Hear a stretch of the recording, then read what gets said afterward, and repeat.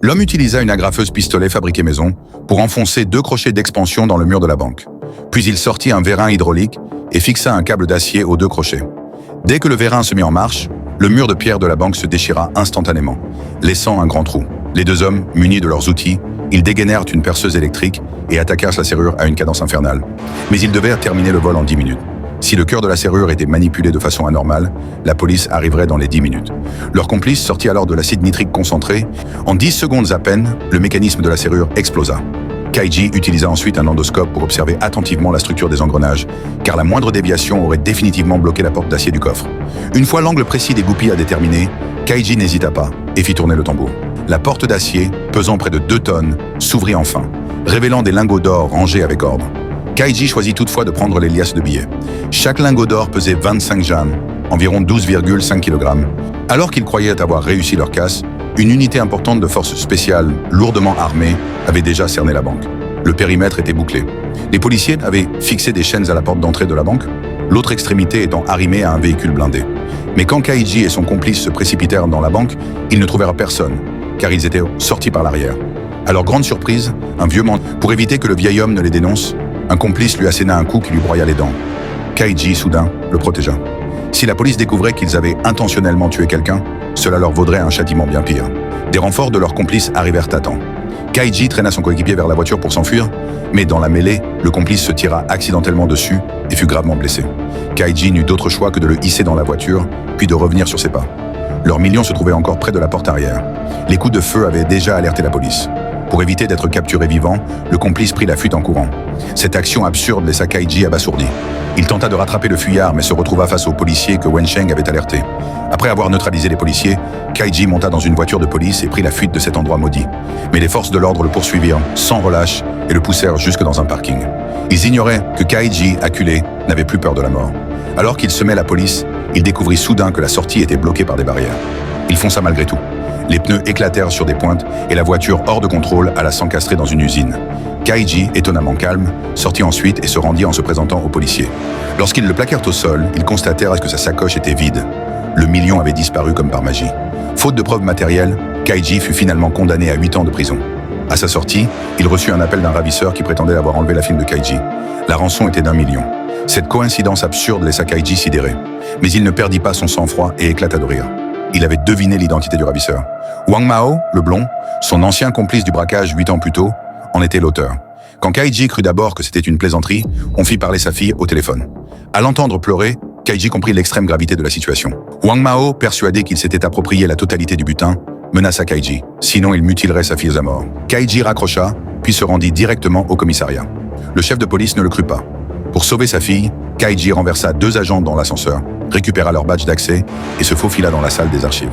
Car ce que Kaiji savait, c'est que la seule personne pouvant fournir des informations sur Wang Mao était le chauve, le complice du casse, qui avait participé au vol des années auparavant.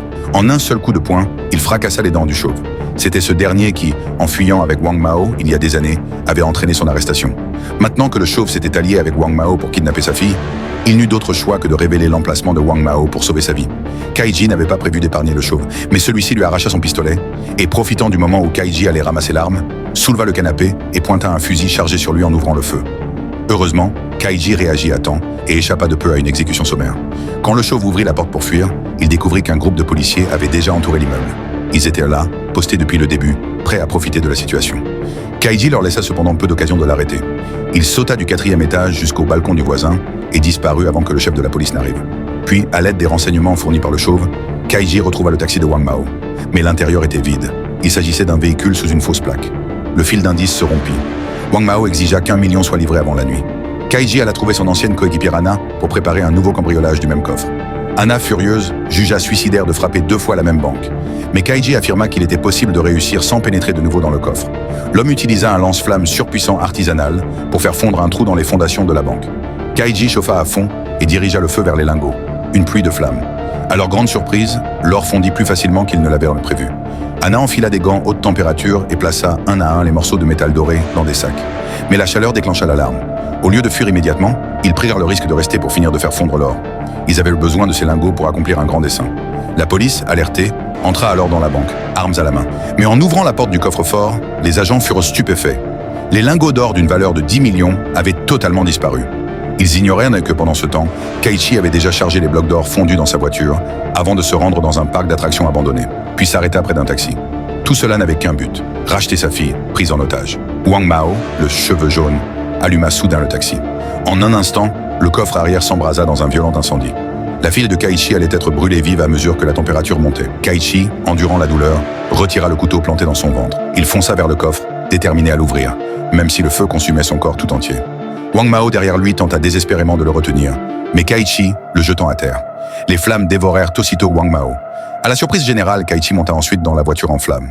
Il savait que, pour donner une chance à sa fille de survivre, il devait plonger le véhicule dans le lac. Mais une fois le feu éteint, Kaichi s'aperçut que le coffre refusait obstinément de s'ouvrir. L'eau du lac montait et menaçait d'engloutir sa fille.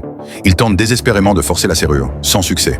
Alors que sa fille allait se noyer, Wang Mao, pourtant gravement brûlé, réapparut soudain. Il serra le cou de Kaichi à l'aide d'une barre de fer, voulant mourir avec lui.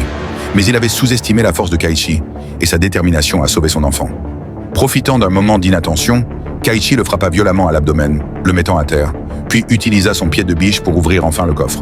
Heureusement, Kaichi parvint à sauver sa fille et, dans un dernier geste, transperça le ventre de Wang Mao avec la barre de fer avant de le jeter dans le coffre du taxi, qui sombra ensuite dans le lac. Kaichi, lui, perdit connaissance, victime d'une hémorragie massive. Alors que sa fille, en larmes, ne savait que faire, les policiers enquêtant sur le vol d'or arrivèrent sur les lieux. Contre toute attente, le commissaire décida d'attribuer tous les crimes au défunt Wang Mao et fit même soigner gratuitement les graves blessures de Kaichi. Il savait que Kaichi n'avait volé l'or que pour sauver sa fille. Mais lorsque la police retrouva les lingots dérobés, ils découvrirent qu'il manquait 10 kilos. C'est alors que le dénouement le plus incroyable arriva. Afin de retrouver l'or manquant, les enquêteurs mirent Kaichi sous surveillance 24 heures sur 24. Sa coéquipière l'incita à se débarrasser de ce butin maudit. Soulagée, la police crut enfin pouvoir tourner la page. C'est que le bloc jeté à l'eau n'était qu'une simple pomme de pin. Le véritable lingot d'or, lui, reposait sagement sur la table, intact.